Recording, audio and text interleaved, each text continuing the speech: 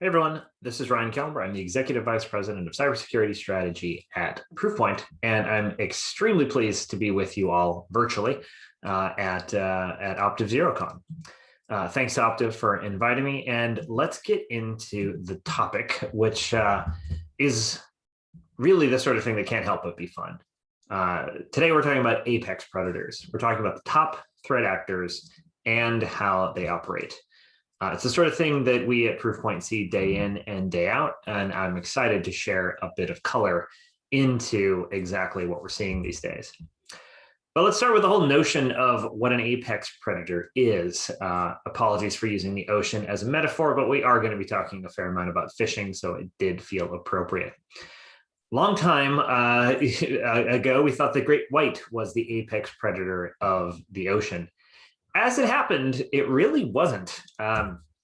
It turns out that orcas, don't call them killer whales, they are dolphins, extremely impressive, terrifying dolphins, actually do eat great whites. So they are, in fact, at least in the areas of the ocean they patrol, like the Pacific Northwest and others, they are, in fact, the apex predator. That'll be a little bit of a theme. It's not always exactly who you expect to be the real apex predator on the scene. We'll get into that in a minute. But apex predator doesn't necessarily just mean apex organism or apex creature entirely. That is obviously a blue whale, 100+ feet long, 150 tons of animal, and really an animal that no one is going to mess with, not even a relatively large boat like the one depicted for scale at the left of this picture. So we shouldn't ignore the filter feeders either when we're talking about apex predators. What that all has to do with cybersecurity, I will get to in just a second. But ultimately, let's go to what we're talking about apex predators going after. What's the prey, right? Is it vulnerable systems? Is it something else that's been classically exploited? I would argue that it's certainly inarguable that certainly since a particular development that happened worldwide in 2020, really apex predators, like all other forms of cybercrime predators these days, are going after people because they are the enterprise perimeter. Like me, sat behind cable modems, talking mostly to cloud applications like the Zoom session I'm recording this on right now.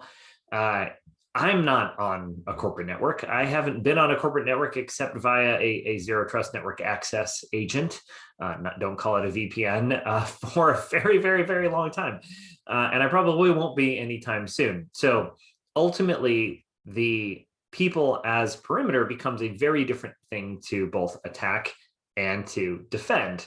Although one could argue that people have been the perimeter for a long time, we're just now kind of coming to grips with that. Because, of course, attackers had been here for a very long time. Now, there are all kinds of tropes that we should probably stop saying in information security, like people are the weakest link.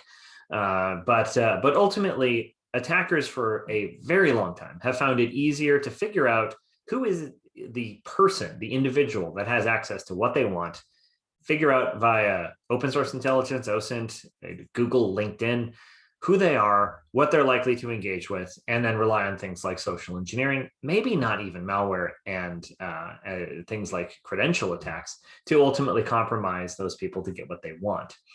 One thing, though, that is typical of the predators that we care most about, I'm actually going to stop using the word predators lest it be confused for some other things, so I'll go back to cyber criminal actors or threat actors, is really going to indirect attacks as well.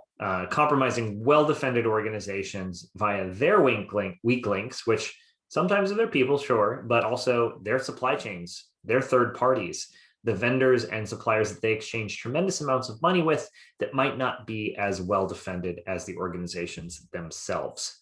But if you're an attacker, imagine you're just back on a red team. Are you going to really go through all the trouble to scan the internet-facing IP range, find something that's vulnerable? Maybe you do find a VPN device. Maybe you find Exchange if it hasn't been patched more recently. Or do you just want to get somebody to run a macro for you? right? Really, the latter has become infinitely easier than the former. And it doesn't matter if you have the resources of the proverbial apex predator. An attack on a person is still the sort of thing that so many threat actors rely on.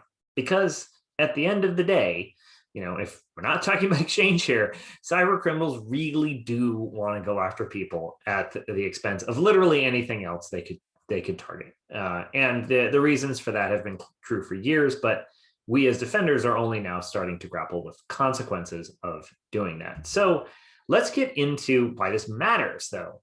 Where are the losses coming from in cybercrime? Well, obviously, you cannot have a credible discussion about cybersecurity these days without talking about the most effective monetization strategy, which is, of course, ransomware.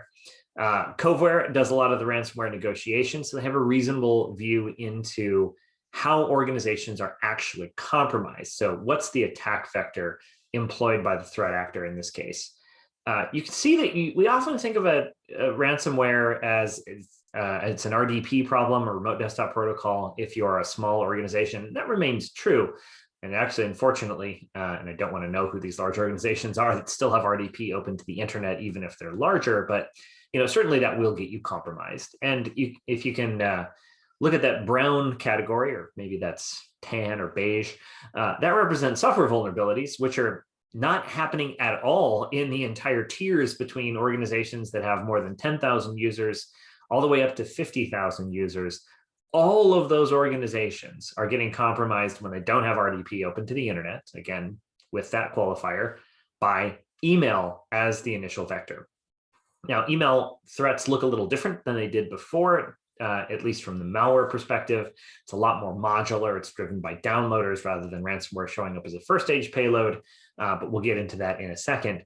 However, those are attacks on people. A phishing attack is a targeted attack against an individual, and it is likely to rely on not a technical patchable CVE type vulnerability. It's likely to rely on a zip file with a password, or a macro, or a combination of the two. And really, those failures to protect people have led to some incredibly big losses. On the economic side of things, business email compromise, or BEC as it's often known, it's an unhelpful acronym, but ultimately it does represent the largest single category of cybersecurity losses. And it is greater, in fact, than ransomware. Even if ransomware you think is 3x, 4x underreported, which it probably is, BEC is still more expensive. If you look at IC3 and the FBI and all of the publicly available data there. And it really is staggering, the amount of money that's being made there. So you might have thought that the ransomware actors are the great whites in this extended, slightly painful analogy, but maybe the BEC actors are the orcas. They're not feasting on great whites, but they are certainly eating a whole ton of fish. Now, late-breaking addition to this, and perhaps to me the most stunning way that the distinction between where apex predators went in the past versus apex predators now is the Verizon DBIR that came out in May of this year, just a few days or weeks ago. Look at this in the summary of findings. 85% of data breaches involved a human element. 61% of them involved credentials, and a mere 3%, not a typo, involved vulnerability exploitation. Now, this is the sort of thing that if you had been able to travel back in time and told me 5 years from now, like talk to 2016 me and say, oh yeah, in the Verizon DBIR 5 years from now, you're going to see 85% involving a human element, 3% involving vulnerability exploitation. I would have thought one of two things. One, you're lying, or that's crazy. Or two, we've developed some very magical technology around patching that is just phenomenal and works brilliantly, and everybody patches everything all the time. Now, that's obviously not true, but it has also really underscored the shift here. And the shift is a clear one between going after people and going after unpatched vulnerabilities. That is absolutely not to say that if you have some unpatched device that has a widely available exploit and that device faces the internet, yes, you will get owned. You might not know you got owned, but you will get owned. Of course, Exchange goes in that category, but all those VPNs go in that category. Pulse Secure, F5, Citrix, Palo, Fortinet. The list goes on and on and on. Accellion certainly deserves a mention there in the file transfer appliance. But ultimately, it's 3% of breaches. And if you think about yourself as maybe part of a defender organization, do your controls line up with this? Do you spend 85% of your time and energy protecting people, or 61% of your energy protecting credentials? Do you have MFA on all the things? Because if you don't, you probably should, because the threat landscape is sending a pretty unequivocal message here.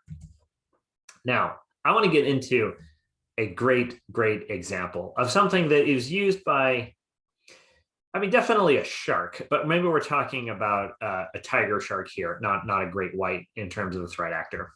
And this is one I'm picking just because it is such a pure example of how the human factor interacts even with threats that you might appear highly tactical in certain ways. So this is one that is pretending to come from a flower company, Flowers, New York, looks like here. They talk about, COVID restrictions, messing with the delivery. Here's the order confirmation. Here's your invoice. Thanks for choosing us. This is going to be very, very, very expensive for you. And of course, some people are going to fall for the social engineering here. If you actually open that invoice, not only is there no malware, there's not even anything that's really clickable in the traditional sense. And this is pretty interesting, right? There's a URL. You can look at, the fake address here, 40 Rector Street, New York, 10006, a non-New York area code for the phone number. That's a bit of a tip-off.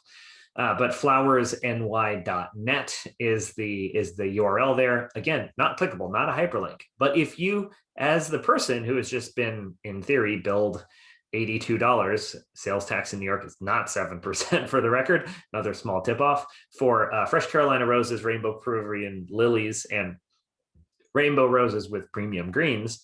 That's actually a pretty good deal in New York City for flowers. But if you actually go in and type flowersny.net into your browser, you get that page on the right.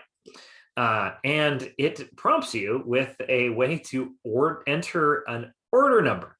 Look at the invoice on the left. Again, that's the only thing that's been attached to the email. If you actually input that invoice number correctly, then you get the payload. So imagine how much user interaction has to occur before anyone actually gets served the malware here. It's amazing. The PDF here is just not even a clickable link, but it's also protected by what is effectively a password.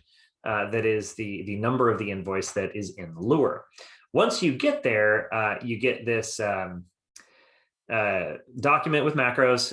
Again, so the same sort of thing you see all day, every day. And it abuses a couple of brands, obviously DocuSign. DocuSign has not endorsed this at all, but you see Microsoft, McAfee, Symantec, and somewhat hilariously, RSA Security Analytics. I guess they don't know about NetWitness in the cyber criminal world because a network traffic analytics product, or I guess you'd call it an NDR these days, is absolutely not a trust mark that belongs on a DocuSign document. But Google Images throws up some unexpected things for RSA security sometimes. So imagine all the steps now that you had to go through in order to do this. You got the email, you fell for the social engineering, you typed manually a URL into a browser, you entered an order number, you were served a document, and then you finally clicked enable content to run the attacker's macros, and now you're owned. That's a crazy amount of human interaction. And really, the design of the attack is very clever in multiple different ways, but it's not complex technically. There's all kinds of malicious macro builders that are just there and open source and quite easy to use. So it's fairly inescapable that I think the threat landscape now for apex predators and the rest of them is basically down to three things. It's human targeted, it's human activated, sometimes in really baroque ways, like the example we just saw, and it exploits human connections. The supplier relationships we have in BEC Even compromised accounts used to send malware.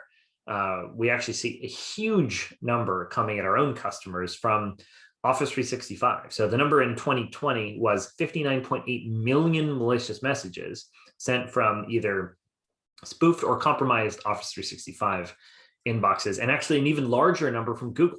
It really is about that human connectivity when it comes to the social engineering working and, of course, the actors' monetization. So let's dig into that by technique. So here's the data from the beginning of 2020, if anyone can remember as far back as January 2020. I have a tough time doing that, all the way through the end of April this year. Now, this is all threats worldwide that we saw from every type of cyber criminal predator, whatever the metaphor is here. Credential phishing still dominated. It still makes the world go round from a threat landscape perspective, because again, that's how a lot of those Office 365 accounts get compromised to begin with. And then all those things in the inbox become fodder for further scams or fodder for attacking other targets. Right behind that, though, you see downloaders, bankers, and stealers, and botnets. Now, these threat types have a lot in common, and sometimes they're in fact the same malware family. Downloaders are, of course, notable as the first stage of all those ransomware attacks that you saw in the covert data, where there will be an association between a downloader family like very famously Trick or Baza Loader or Buer Loader or Ursnif now, or really take your pick, and post exploitation, you might get a second stage payload that is Cobalt Strike, maybe even after a downloader in between, that then ends up with Conti ransomware, or take your pick of the ones that operate through some affiliates that use email as their vector. But that said, this malware is highly modular. The same thing that used to be a banking Trojan family is now likely as not effectively used as a downloader. Credential stealing malware continues to be incredibly pervasive, and botnets really that just refers to Emotet, which again was leading to a whole lot of malware infections that were basically downloaders that were then leveraged by ransomware actors. So all of those things are kind of hard to tease apart, but they're part of effectively the ransomware ecosystem between the more integrated ransomware actors and the ones that were basically affiliates and then worked with ransomware as service operators. I don't know why I said past tense there. I should have used present tense for that, because that has by no means stopped. Looking past the credfish and the ransomware side of things, you see some much more interesting targeted payloads. You see keyloggers, rats, backdoors. Obviously, those were originally used by very sophisticated actors. They don't scale very well because they tend to be human operated. A rat is going to do you no good at scale, because you kind of need to be a person on a keyboard in order to use it for anything. And they've actually become incredibly popular with a small set of the more advanced BEC actors, who can certainly do more than spoof an email, and are very adept at the compromising machine in addition to that. Now, you have some long tail threat types, somewhat confusingly, ransomware showing up as a first stage payload. That was the new hotness back in 2016. It's not really a popular approach now, because you want to really obviously get domain admin and try and compromise the whole thing. The big game hunting thing has been a vastly more effective monetization strategy for a long period of time. So ransomware is sort of out of favor as a first stage payload. APT malware from financially motivated APTs comes after that. Cryptocurrency miners, they still do exist. It is not, despite the price of Bitcoin, or in this case, it would be Monero, I guess, because you're talking about CPU mining and not GPU mining, not hugely well established in the current landscape, because again, it's not working as a monetization technique. And then the really long tail stuff, APT malware coming from state-backed actors right after that, as the volume-based view of the threat landscape dictates. Now let's go to the actors. This is a veritable rainbow here. We had to cut it off somewhere. I think we cut it off at around actor number 70 in terms of the total volume of malicious threats produced. But you can see some clear trends here. The groups that start with 5, those are basically our taxonomy for financially motivated groups that are mostly dropping things like loaders and what would have originally been called banking Trojans. Sometimes our name becomes the industry standard name, like Threat Actor 505 or TA 505. There are some others that look a little bit different. Threat Actor 567, interestingly, is a malvertising actor. That is definitely a bit of a throwback. 542 is the Emotet actor, so you can see them go away at the beginning of January when they were all arrested. 511 is an actor that mostly uses Tordal as a payload. They are incredibly active in a number of regions around the world, especially Europe. But interestingly, you've got some other actors that have started to generate the same kind of volume as what would originally have been considered the sharks, right? The great whites operating out of Eastern Europe and the Russian Federation, whose monetization schemes are all largely pivoted around ransomware these days. But Threat Actor 2717, that is an actor that we track that has Vietnamese infrastructure, interestingly. I do not have good intel as to whether they are themselves Vietnamese, but their infrastructure very much is. They're sending out huge numbers of attacks and actually exceed the volumes from a lot of the well-established Eastern European groups that were thinking about this from a metaphor perspective. Maybe you can think about them as the blue whales, right? They're huge, they're filter feeders. They're sending out huge amounts of malicious things and seeing what they get rather than doing things that are targeted. But nonetheless, they become a huge problem if you're just trying to sail through the ocean. Some of these groups are sort of Nigerian nexus or West African, like 2536, another group that definitely knows how to use malware. And I'm not going to go through this whole list, obviously. The state-backed actors are the ones that start with 4. There's quite a lot of those. There's a lot of financial APTs in this data, but ultimately, it's a relatively small number of groups that can actually make a dent when you look at the worldwide volume of these attacks. Really, once you get past the top 10 there, everything else is much more targeted and perhaps much more interesting. That then gives us a different problem than understanding the threat landscape and sort of the broad trends perspective. It is to actually go down and identify what is an interesting threat versus a less interesting threat. And then how do you actually use that information productively once you've detected that threat from an intelligence standpoint. Let's go to technique, though, for a minute, because this is, I think, a really good data point that squares perfectly with the Verizon DBIR. Here we're talking about basically how the threat works. And social engineering here, that's basically just, there's no malware payload. It's credential phishing. It's social engineering. It's not anything that is traditionally about, the running of code. Right behind that, you see Office macros, you see PowerShell, not mutually exclusive, of course, compressed executables, and then right behind that, XL4 macros. I'm not sure how many of you were using Microsoft Excel when XL4 came out. That was the new update in, I want to say 1992. I was not using spreadsheets at that point in time. I think I had an Apple IIc and was more focused on Oregon Trail. But at the time, XL4 macros were novel, and I think XL4 might have actually been out of date by 1994, maybe 1995. So we're talking 25, 26 years ago. But threat actors have realized that those ancient macro formats don't have a lot of the malware protections, and they make it very hard to do a lot of the behavioral and static analysis that vendors like Proofpoint rely on to find those malicious macros. So somewhat depressingly, we can obviously identify malicious XL4 macros pretty well at scale, but we did get into a challenging situation where we wanted to just see, when we recognize that we're talking about a 26-year-old, 27-year-old spreadsheet at the youngest, can't we just kill them all? Is there any legitimate XL4 macro still kicking around? Depressingly, at least from my perspective, about 1 in 20, so about 5% of the XL4 macros that were exchanged via email in spreadsheets were legitimate, meaning somebody had a business process that was built in a spreadsheet with a macro back in the early 90s, like the first Clinton administration. And it is still an important business process that is actually still running things. And that's pretty crazy, but it remains somewhat depressingly true. If you look, though, at this data and you compare it to the Verizon DBIR, you will see those CVEs not really show up in any volume. 2017, 11882, that's the equation editor one. The rest of them are, just a tiny, tiny sliver of the overall targeted landscape. And certainly this squares pretty well with the breach data gathered by Verizon.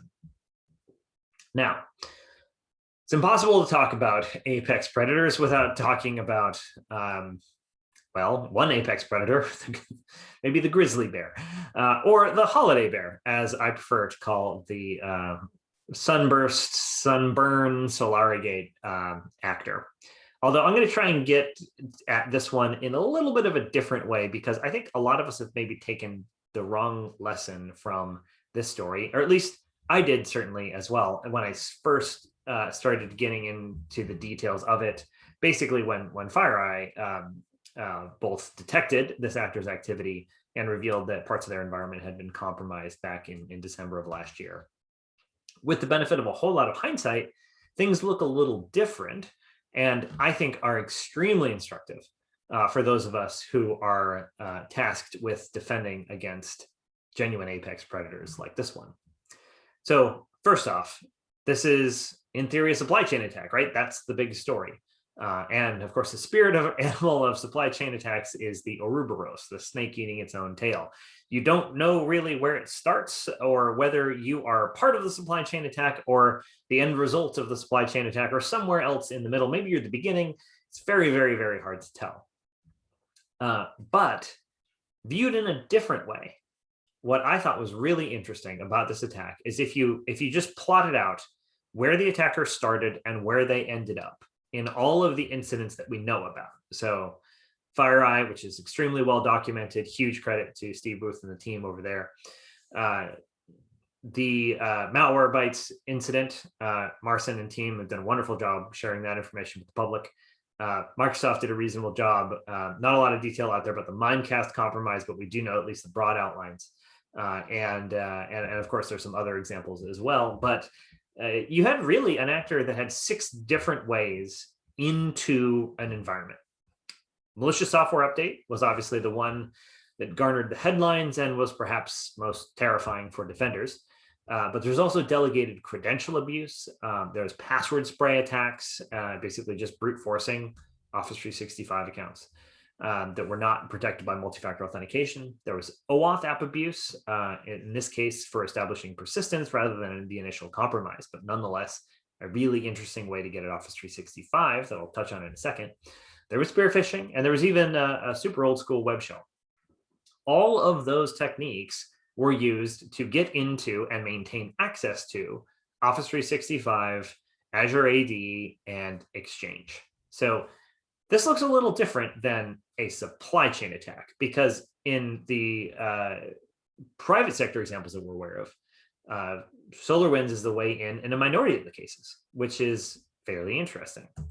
Now, looking at the original flavor of this, the FireEye flavor, you see, okay, SolarWinds, that's terrifying. It's basically got domain admin on my network, and now we're seeing something called a GoldenSaml attack, where it can basically mint access to anything else it wants. And you have an actor then go in, use things like ActiveSync and Outlook Web Access to siphon off lots of email, and then actually, much to probably the actor's regret, generate an alert when a new MFA device was enrolled in Duo, which is of course where FireEye found this. The supply chain attack itself, though, is incredibly difficult to detect if you look at some of the details here. This is the malicious DLL. This time was modified. This is super well disguised. It looks exactly like the normal sorts of things that you would see if you had access to the source code here. And ultimately, even if you had infinite resources, you had an army of security professionals reviewing code for every single software update that came into any of your vendors in your organization, you still might have missed something like this. And obviously not everyone's going to be able to do even the slightest bit of that. Look at the code itself, the variable naming, everything looks like a completely normal thing. Yes, there was a janky DLL that showed up after the fact, but this all looks pretty good. If you're doing code review here, nothing about this looks incredibly strange as long as you don't look up that there is no Orion improvement business layer as part of the overall Jira Epic or whatever your CI/CD pipeline has you working on at the moment in time. So of course, the Duo add new device thing is where they tripped up here after doing something on the supply chain side that seems incredibly difficult to detect and probably will be for some period of time. But let's look at a different example. Let's look at Malwarebytes. So huge credit again to Malwarebytes sharing information here so we as a broader community can benefit from this. But the attacker in this case uses some low-level creds that are probably brute forced, and then actually used a really interesting thing that certainly some web teams were aware of, which is basically an issue in how on-premises AD and Azure AD basically keep in sync with each other. So you can have one account that lives in the cloud that doesn't have an on-premises form, but can be assigned an on-premises form. And that also works the other way around. You can have an on-premises account that doesn't have an Azure identity that you can then give permissions to. And for a while, you could give admin permissions to, which is, of course, a problem in practice. So delegated permissions became one of the huge issues here. And to his credit, George Kurtz, CEO of CrowdStrike, in his congressional testimony, called out this specific issue as something that should have been fixed in Office 365 long ago. Really, really interesting in the Malwarebytes example, though, is that the actor then established persistent access to the Graph API via a security tool. Now, not a security tool that was actually compromised, one of those email security apps that basically connects via API to the Graph API. So it's not a email gateway in the traditional sense. It uses API connectivity like lots of solutions do, including Proofpoint's own, in order to get telemetry from Office 365, which can be incredibly useful. Now, I think the story goes that someone on the Malwarebytes security team had been playing around with this tool, but sort of just left it dormant when they decided they didn't need to deploy it. And they basically then led the actor to have an interesting opportunity to basically be that app, which had access to the Graph API in order to access Office 365 and try and get its source code and do all the things that they were trying to do there. Really, really interesting. And is there a supply chain compromise here? I would argue not really. Now let's look at the Mimecast example, which again, we know a little bit less about, but you ultimately have SolarWinds, which then gets them to the Exchange Web Services authentication certificate. Mimecast had an architecture fairly different from some of its competitors like our own, where there was one Exchange Web Services authentication certificate that basically authenticated Mimecast to a whole region worth of customers, which was then compromised and used to actually exfil customer encrypted service account credentials so that the customer's data could be accessed. That was done for a minority of Mimecast customers, as well as Mimecast source code compromised here. So this is a flavor of this, but this is the Ouroboros, right? Because you sort of have two different supply chain compromises if you happen to be one of those Mimecast customers that was compromised here via this access. Mimecast would have been the supply chain vulnerability rather than SolarWinds, which is the place the attacker started. Now, the Microsoft examples also kind of along those same lines. SolarWinds is the way in. They went after some developer credentials, again, Azure AD, and they went after source for Microsoft Intune, Exchange, and then various different components of Azure, specifically around security, some of the services, and identity, all of which was useful, I'm sure, from their purposes for understanding how Azure works and how to attack it long-term, because that's pretty much a monoculture where so many of us are on Office 365 that it's hugely valuable to an actor like that to understand in depth how to go after it. So what does that leave us with? And this is something where I think it really is a spectrum. Those software supply chain issues are really hard. And it's almost difficult to imagine a security problem that's harder than software supply chain. The one that I can think of might be hardware supply chain. If you genuinely had something like malicious chips, malicious firmware, malicious something in your hardware supply chain, even figuring out where to look for that and finding qualified personnel to look for that just seems impossibly difficult. We looked at this issue for months and months because, like all of the other cybersecurity companies, we realize that we are a target of this particular apex predator. They are very, very interested in us, and obviously they compromise two of our competitors in Mimecast and Microsoft. So with that, we looked at our supply chain. We looked at all of the potential options for trying to figure out, is there a malicious update coming in, and how should we think about that issue?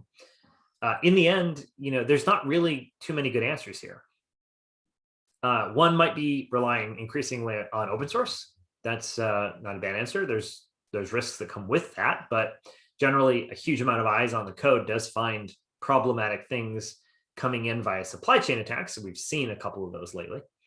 But the other one is actually reducing the number of vendors you have. That is another way in which you can, in theory, reduce the attack surface here. Not really great answers, though.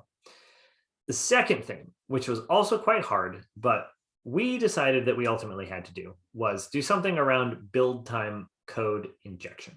Now, this is, again, the flavor of attack that SolarWinds experienced, where an actor with a fair amount of access into their environment was able to inject malicious code at build time.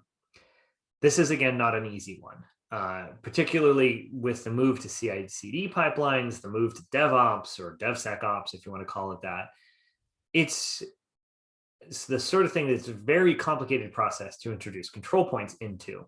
But really, that's the only way forward, making sure that there's a small amount of people that would actually spot unusual changes to the code, and that there was some sort of re-engineering of the process, much more so than the deployment of any security tools, in order to recognize when an actor might be attempting to insert code at build time. Super hard thing to do. We spent months on it. I think we have made a lot of progress, but I don't know that anybody can get to perfection when defending against this, especially if you assume a certain level of privilege on the part of the actor. So that's the bad news, but there's some good news here too. Ultimately, when you look at the Holiday Bear campaign as a set of ways to go after directories, Office 365, Exchange, you actually see that there's some pretty good detection opportunities here. Although I think too many organizations are just not looking right now. Ultimately, your federation keys and your federation certificates, how they're used, what they do, should almost never change. So anytime it does, that's something you want to alert on and investigate. The same goes for service principal credentials, different authentication methods. I mean, how often do those get added or changed? New permissions given to service principals. That's not the sort of thing that should happen regularly at all. And it is, again, a really interesting detection opportunity. Now, GoldenSaml, this one seemed absolutely terrifying when we first heard about it. Like, wow, they're domain admin via SolarWinds, they can mint access to anything, the world is over. Ultimately, though, GoldenSaml should stick out like a sore thumb, because the APIs that are accessing things should always kind of behave the same way. They're not like people. People log into cloud Office suites in lots of different ways and change their behavior in ways that are very difficult to predict. One of the reasons compromised account detection is still a problem in 2021. APIs, though, are not people. We should be really, really clearly able to identify when some of that access just looks different than it did before. And there's obviously the GoldenSaml example of this, but there's a certificate-based example of this. When Mimecast is authenticating into Office 365 from a non-standard IP range, that's a problem too, because that should always look the same. Those are interesting detection opportunities, even at the level of an individual organization. We have a fairly broad business around kind of cloud threat defense that comes alongside, what people deploy with our email gateways in some cases, and in some cases comes along with, what is generally termed a CASB product. But cloud threats actually are something we're now looking for in terms of GoldenSaml attacks, and we've found a few. We haven't actually found this actor, which I regard as a good thing, but we have found actors abusing this technique because it's actually not rocket science, and it is the sort of thing that is easy to look for once you know what you're looking for. And the great news is it's all in that Graph API for Office 365. Now, there's some stuff that we should have been looking at for years, or maybe even configuring, so it becomes really challenging to do. Password spray, again, this actor was really successful with that. And that is the dumbest, oldest, most basic technique, but it's not dumb if it works. And ultimately, it did work for them in this case. The standard advice still applies when it comes to password spray. You want to disable all of those legacy protocols, IMAP, POP, etc. There's some other ones that are being abused now that are a little less common, like RPC. But really, getting to MFAing all of the things, especially all the internet-facing things, is incredibly useful in rendering this technique effectively moot. Shared mailboxes are a long tail way also to make this harder for attackers. I would love if things like Office 365 and Google Workspace, and Google seems to be making gestures in this direction, just actually made everything MFA'd by default and made it an exception to actually use a password for anything. But unfortunately, we don't live in that world yet.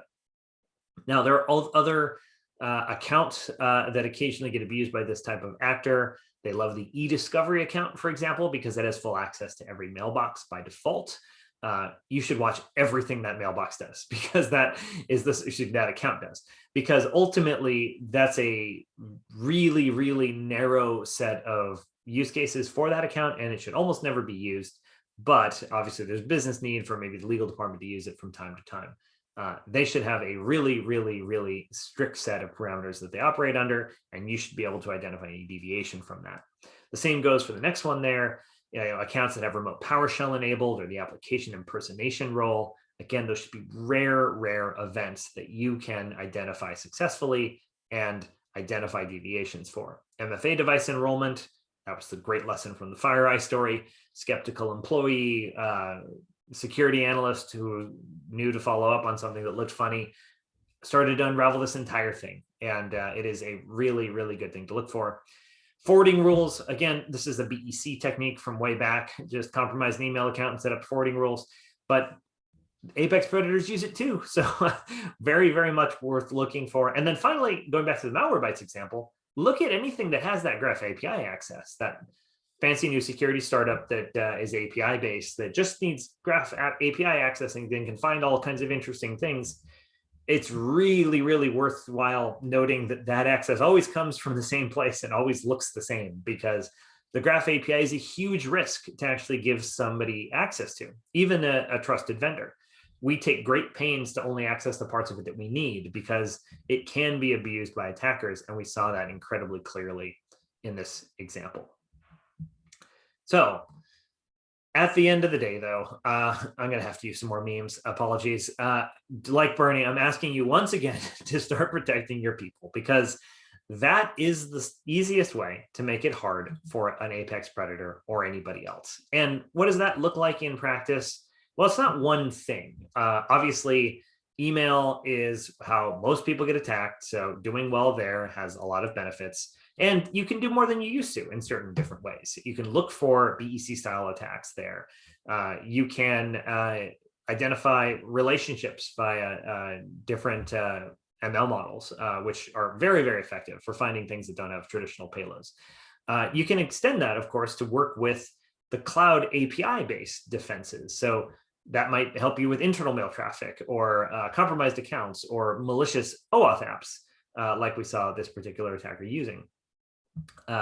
Finally, though, you're not going to be able to do enough on the technical attack side to be completely 100% effective. So training your users is still useful.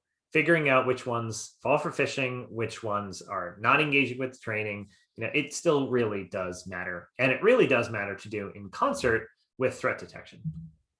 Now, on the ecosystem side, the supply chain side, those indirect attacks, it's also useful to understand who in your supply chain is doing the right things, who's authenticating their email, who's got MFA deployed and not getting their Office 365 accounts compromised, et cetera, and then detecting the risky supply chain partners and taking proactive controls against them. And ideally, at the end of the day, your analytics here shouldn't look like traditional security analytics pivoted around IP addresses and logs. They're around people. So figure out who's getting attacked, who's privileged, who's engaging with social engineering or likely to engage with social engineering, and then figure out how to make that better over time. Now, I will say this is something that I drew up on a whiteboard a long time ago that we've now put into code, but this is kind of what that looks like in practice. This is an organization with about 20,000 people. They are probably going to have a couple hundred, maybe a couple thousand that get interesting attacks on a regular basis. And I'm talking like a really interesting attack, like a targeted rat versus commodity credfish attempt. At the same time, you're going to have maybe 900, 1,000 people that click on things, that fail their phishing simulations, that use their corporate credentials to sign up for third-party sites, which themselves get breached, that install third-party apps if you allow end users to do that. Those are vulnerable people. Being able to identify that is hugely useful. And then finally, every organization is different, and security metrics are so much more powerful when you can align them with identity. Who has access to the things that you actually care about? That might be intellectual property. There might be other forms of crown jewels. There might be, just your finance department. Whatever that looks like in your world, if you can then add that variable, it really does leap from being real low-level security analytics, even though they're really interesting, pivoted around people, to actual business risk. Is finance more attacked than IT? Can you answer that question? Is the United States office more attacked than the UK office? Another really great question to be able to actually answer with data. And at the end of the day, you might end up like this organization, which is a real organization, just anonymized names and real titles here, with a couple dozen people, maybe 100 people that are effectively dancing around a little bit left of boom. And they're the people that are getting attacked. They are likely to fall for the social engineering, and they have access to something that you care about. They might be really obvious people. It might be your CEO. It might be somebody buried down in some organization you've never heard of before. But knowing who that person is, and knowing who those people are, is an absolutely critical thing to do, especially now that we are all part of a human perimeter for our own organizations. Now, why do this at the end of the day from a people-centric security posture perspective? And it doesn't matter here if your threat model includes the real apex predators or not. Ultimately, the same things will work across the proverbial ecosystem of predators. We usually use ecosystem in a different way, so that's confusing, but I'm going to get back to the clear parts here. First, if you protect your people, it is an incredibly effective way to mitigate risk. It is the best, fastest, and cheapest way to lower your risk of a breach, to go at what was 85% of the problem in the Verizon DBIR, as opposed to the stuff that was 3% of the problem or didn't even register in that data. Secondly, this has been a challenge for security teams for a long time. Visibility, especially visibility in a way that you can explain to non-technical people, has always been really important. But if you can talk in people terms, in business unit terms, in department terms, senior executives do understand the risk. Even boards understand the risk of a particular division, a particular group, a particular type of person or role being a disproportionate focus of risk. And if you know who those very attacked people are, if you know who those very vulnerable people are, and if you know who those very privileged people are, you understand your attack surface. If you don't, then unfortunately, you're missing a pretty key piece of the puzzle these days.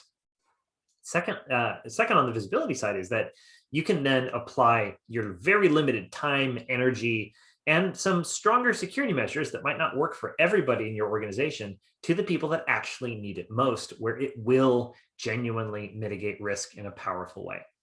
This ultimately, though, leads to number 3, the operational impact side of things. Every SOC is different. Every security team is different. You might not even have a SOC, but most security organizations spend somewhere between 50 and 80% of their time on incidents that start with people.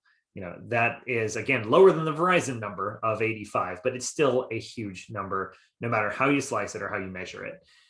Alert fatigue is a huge problem, but if you start to get to the people that then generate the things that will be alerts way down the line and very, very hard to clean up, that is a huge way to take the burden off your security team, off your users, and of course, off your downstream controls.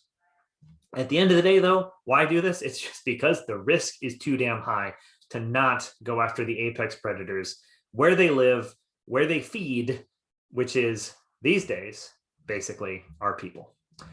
Thank you for your time. I think there is no live Q&A attached to this, but the conference organizers know how to reach me if you do have a question.